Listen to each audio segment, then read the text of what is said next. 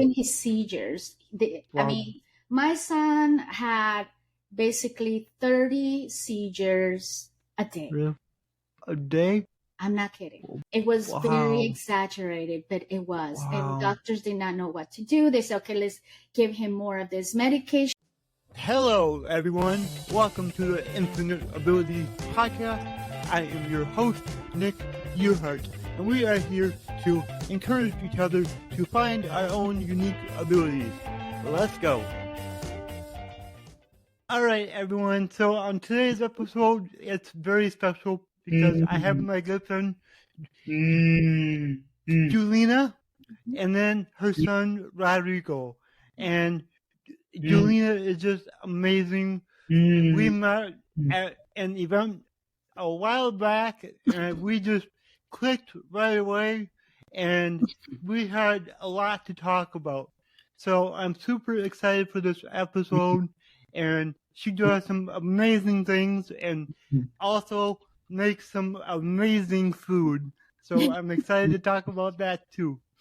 All right, so Julina, can you tell us a little bit about yourself? Yes, my name is Julina Santana, and actually we're over here in Missouri, Springfield, Missouri, and here with my son Rodrigo, and we let's see, originally I'm from Mexico, from Puerto Vallarta, Jalisco, so I do know a lot of several languages to speak. And definitely, I have a business which it involves everything organic foods, Mexican cuisine mainly. And it started basically with this handsome one next to me, my son, Rodrigo. And that's how this enveloped everything with Rodrigo and the foods that I make. Yeah. So what is it about Rodrigo that made you start this journey? Well, he started having a lot of gut problems since he was a baby, when he was basically born. Okay. I thought that my Mexican food, it will help him, but I didn't know he had a lot of situations with foods and many... Even, let's see, gluten. So he's gluten-free. We had to take out a lot, like onions, garlic, gassy foods, basically. Yeah. The kid will not be out of the hospital. I mean, it was screaming, shouting, hurting, crying for 6 hours nonstop. And I was like, what in the world's going on? We take him to the hospital. They will calm his gut, and he had so much going on when he was like around 3 or 4 years old. Everything, that's when it started. So it was a blessing through a chef. She started actually teaching me how to start these foods for him, and everything has to be organic. This kid does not know, this young man actually, because not a kid anymore, but I know, right? doesn't know what is sugar, because he never eats sugar. He doesn't know what sodas are, what like Pepsi, Coca-Cola, nothing of sodas. He does not understand. He doesn't know what the taste of it is. Well, that's good. Chips, that stuff is not good for you, so that's good. No, nothing. So this kid has been only eating gluten-free, organic. That's it. Wow. And that's how I started my business. I said, okay, I'm going to start basically, and I work with parents, with mothers, and single mothers and single fathers. I have worked with them on how to feed, make the best foods for their children, like with special abilities, basically, like autism and ADHD, you name it. Yeah. Well, I love that you say special abilities instead of special needs. I say the same thing, because we all have our own unique abilities, and we're all just amazing. And on the inside, we're human, and we all have so much potential, regardless of what disability we have and everything like that. Yeah. So, but can you tell us what disability Rodrigo has?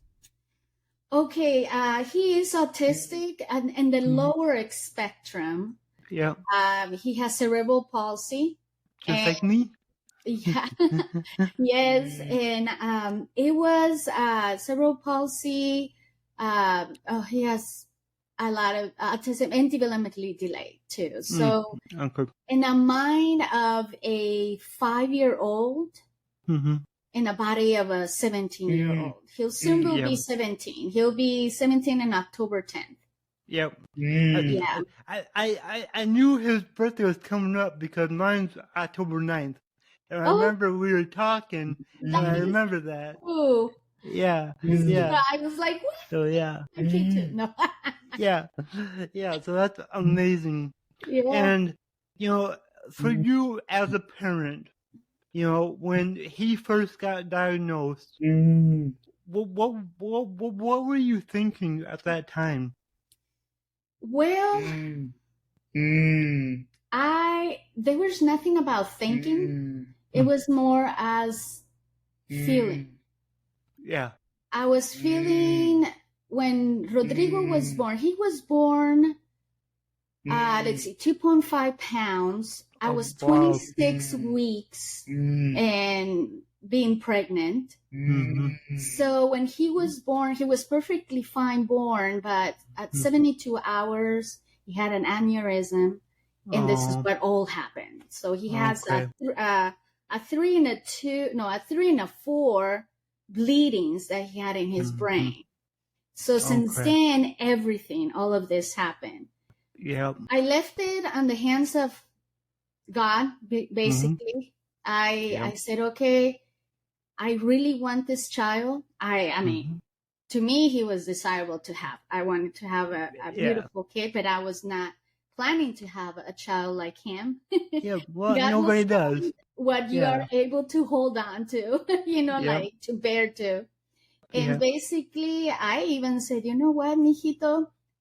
Even if the doctor, I remember the doctor next to him when he was incubating, in the incubator, they say, well, your son is not going to be able to walk.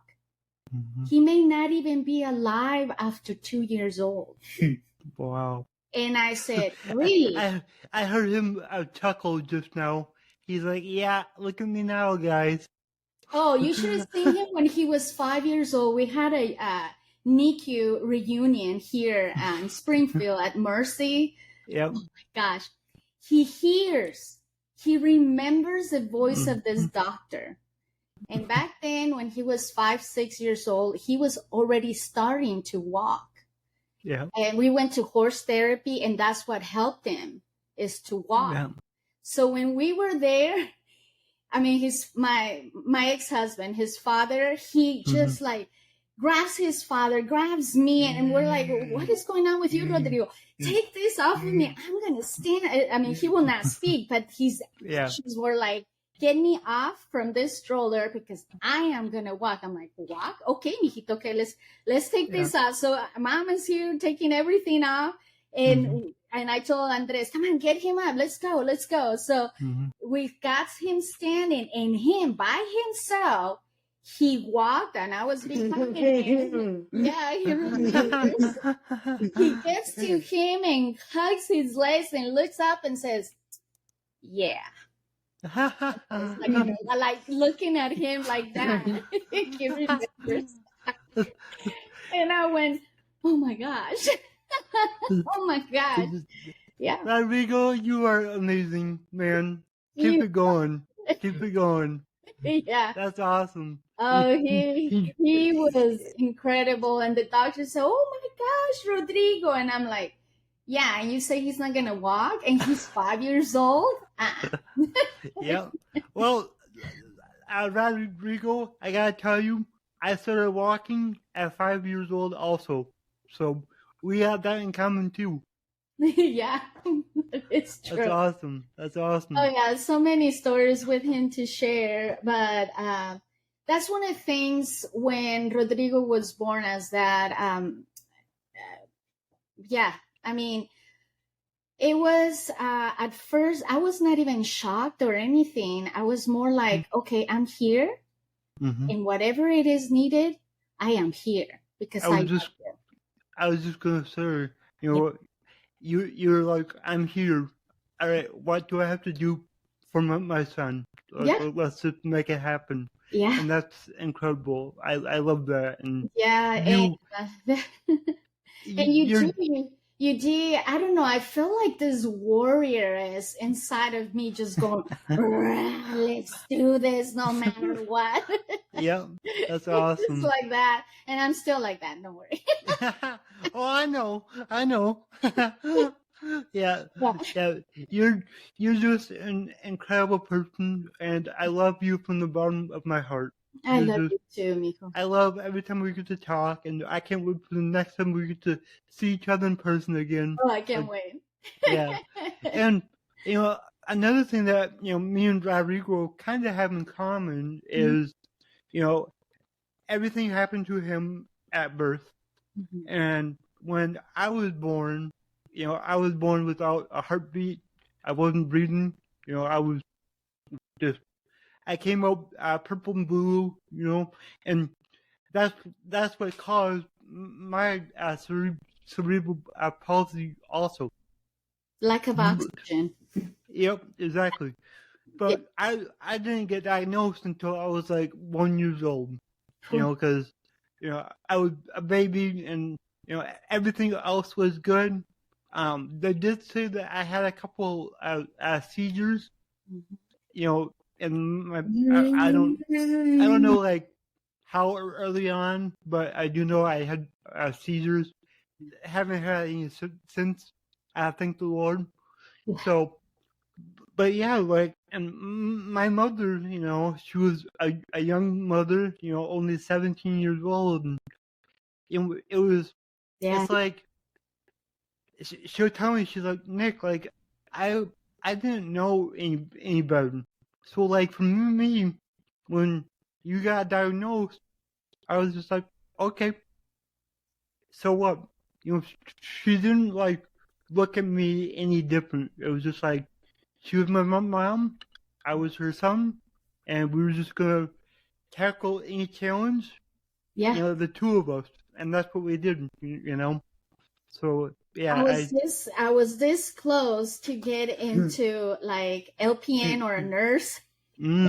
Because, I even got a master's in special ed because I wanted to learn a lot about not just being with Rodrigo and understanding and where he's at and everything, but basically with everybody. Yeah. Everyone who they fall in that category, that they put him on as special ed. Yep. But basically I wanted to learn a lot about how the function of the brain of, how I can work with my son in a way too. And believe me, with Rodrigo, yes, I went through a lot of work with him. It was a lot of work to a point that he's able to walk, he's able to feed himself. He can feed himself, but he's a little lazy one. He's like, I'll just let everybody feed me. Yeah. I'll just let mom do it. I remember, when I was younger, my mom would feed me. Yeah. And I always did the thing that when I wanted another bite, I would go, Like, that's what I did when I was little. And, like, even nowadays, I'm 32 years old, and my mom will still help feed me here and there. And, like, I'll still do the because it's like, it's so ingrained in my mind. And she would just start laughing. She's like, you don't have to do that. Yeah, I know. He has a lot of issues also with the feelings of the spoon or plastic or I try to work with him also on feeding with several sippy cups or cups, that they were not sippy cups. But I think it's about texture. So basically the water we give it to him is through syringe, because at least the lips and the tongue, the teeth does not touch that plastic. So he has a problem with that texture of it. Yeah. So when it comes to spoons, he doesn't close his mouth like we do, you scoop out the food out of, the spoon. So we have to do it either through the teeth, the upper teeth, because he will not like to touch it with his lips, the spoon. So that's interesting. Figure out, how to figure out with him when it comes to feeding him. I mean, when he was a baby, he was able himself to hold on the ¿cómo se llama? The feeding of a bottle. Yep. And I had to make a little bit, the hole a little bigger so the food can go through, or else, I mean, I cannot just give him liquids for the rest of his life, Yeah. But there was a point that I said, okay, Rodrigo, we're going to switch to spoon. And man, at the beginning, it was not easy, but he says, well, I don't like the texture and I don't like the texture. So we changed it to, I said, well, just get it from your upper teeth and just scoop it out, Yep. So we managed how to do this one.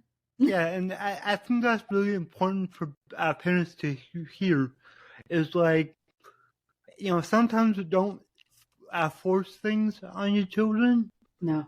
Just adapt to what they need, because, like for Rodrigo, we might never understand why he doesn't like the texture of certain things.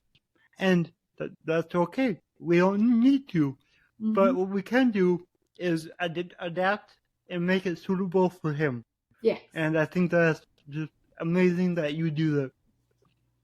Yeah. He, another thing about him is he does love his food. It's like I'm feeding an empty barrel every time. I was the same way when I was, I should say, I'm still the same way. Like, okay, Rodrigo, when are you getting full? No, I want more. He knows sign language, and it's very limited language. Yeah. He knows about popcorn. He knows more food and water. So, and I ask him, do you want food? And he will say yes, or if he doesn't answer the yes, that means no, I believe.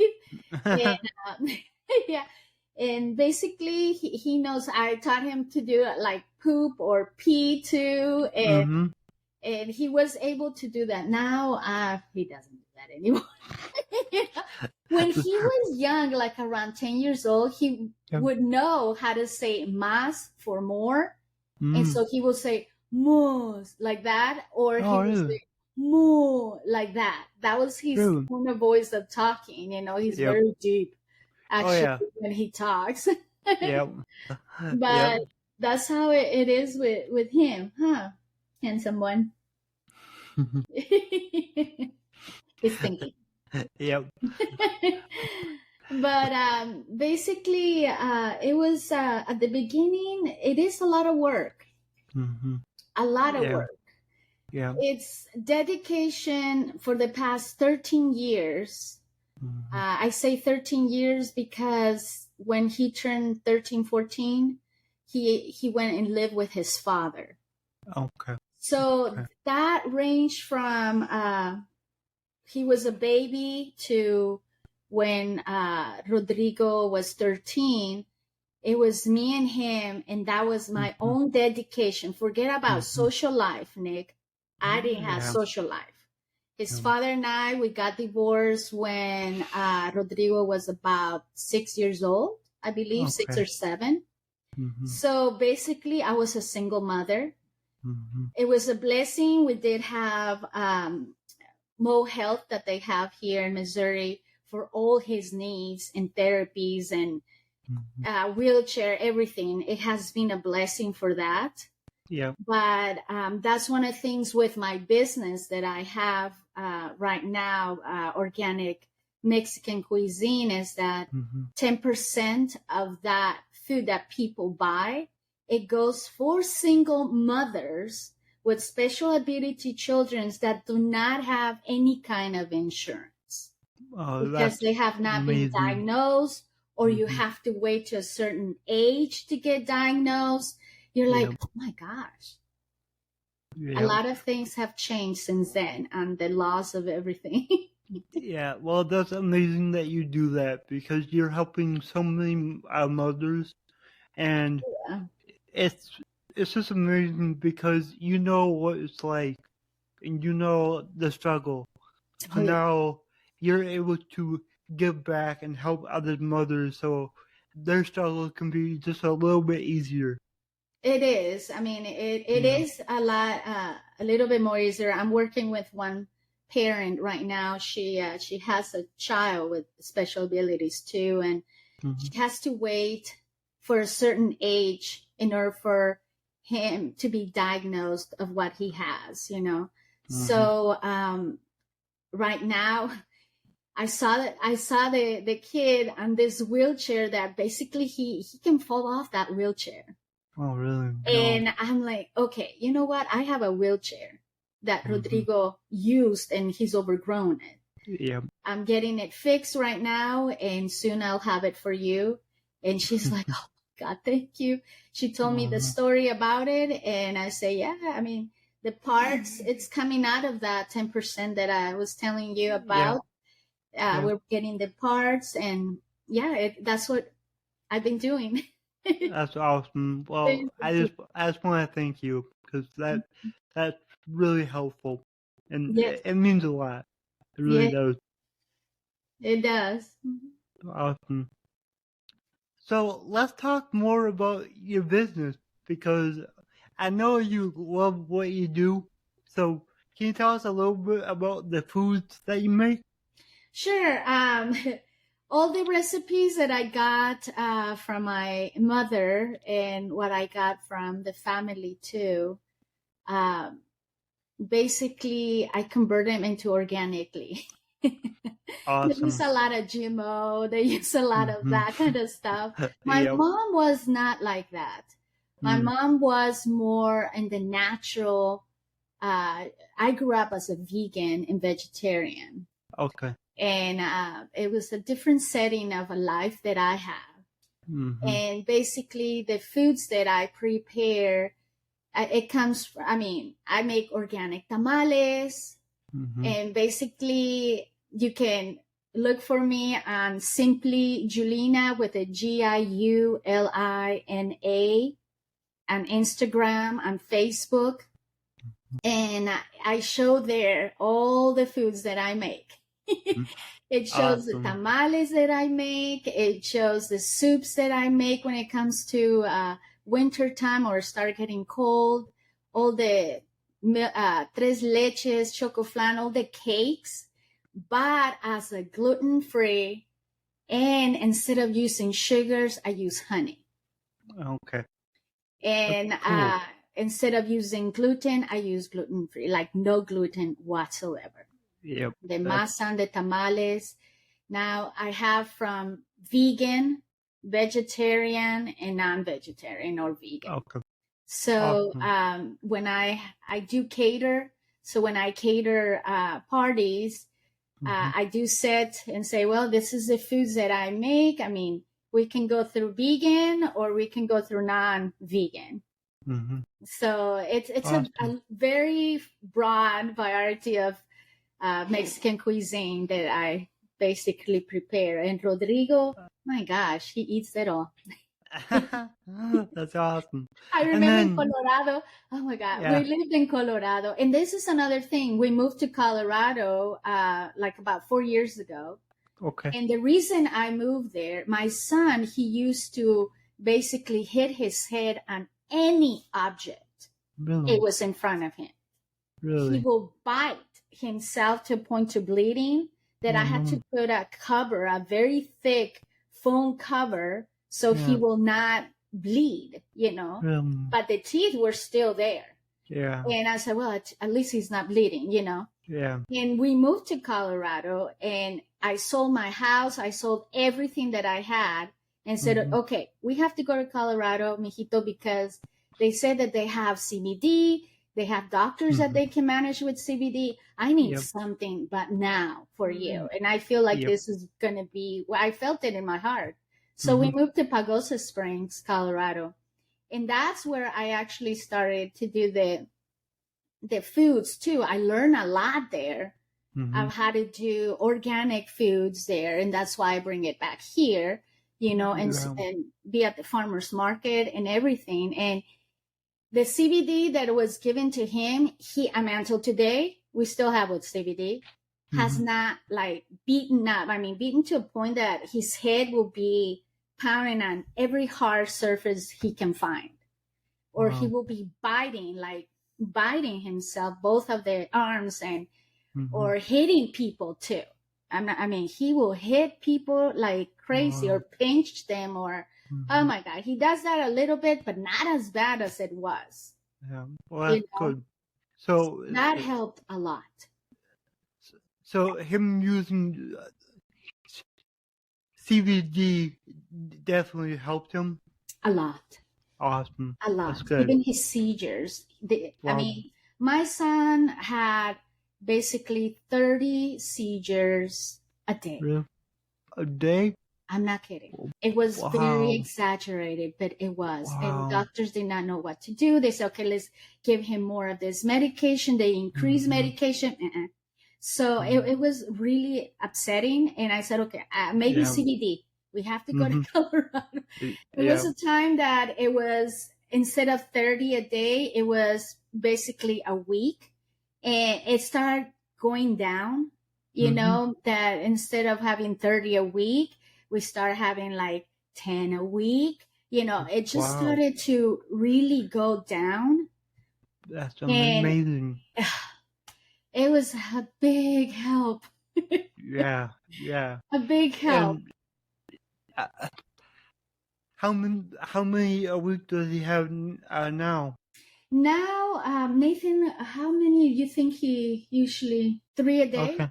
Okay, well, 3. Sometimes not even that. Not even that, yes. Well, that's way better than 30 a day. Yeah, so that's of course. Amazing. Yeah, but I mean, not just that. When we came back to Colorado, you see, in Colorado, he was not having a lot of seizures. I mean, with the CBD and everything, it stopped. Yeah. But when we got back here to Missouri, he started having a lot of seizures again, but not as bad. Yep. So it was not easy to get the CBD that I needed for him. Oh. So we ended up going to Children's Hospital, and there they have the alternative CBD, which I don't like. Yep. So basically, I mean, it has helped him, but they ended up putting a VNS. The VNS, it's a thing that they put here near his heart. Okay. And how it works is that it brings, when the heart starts palpitating so fast, that means there's a seizure coming up. It sends electromagnetic to the brain in order to calm down the brain. And so it calms down the seizure. It doesn't repeat any more seizures. Yep. Yeah. Well, that's good, and I've never heard of that, so that's good to know. That's another thing, yeah. Yep.